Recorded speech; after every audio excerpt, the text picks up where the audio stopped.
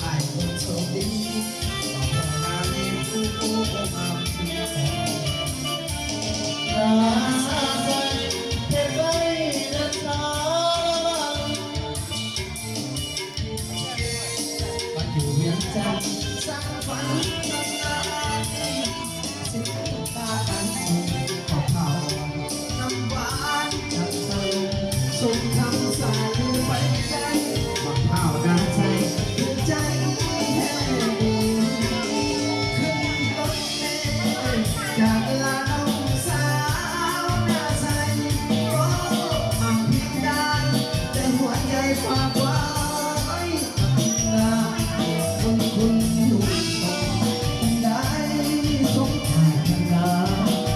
มาสู่เพียงผู้ที่ว่าให้ปรารถนาน้องสาว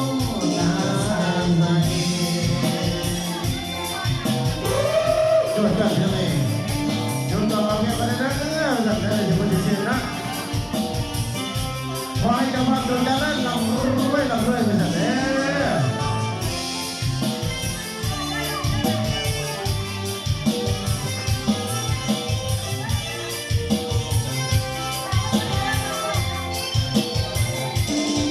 นาใสเก็บได้เดินสาวอยากได้จอมควันมาอยู่เรียนกันสักปังหายสิพ่อให้สุขขอเผาน้ำหวานจับใจสุขทำสายไปไกลมะพร้าวน้ำใสใจแท้ดี ขึ้นรถเมล์จากลาดงสาวนาใสมองห่างเพียงกันแต่ใจรักบุญคนอยู่ทรงใจสุขปรารถนามาอยู่เคียงคู่สิวะให้ปรารถนาน้องสาวดาใส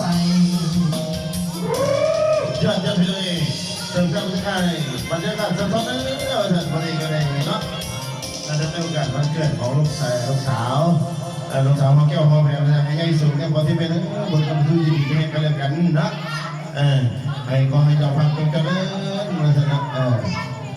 สมบทบาทท่านโยนีมีให้กันแล้วกันเนาะให้สมบูรณ์ปรารถนาเล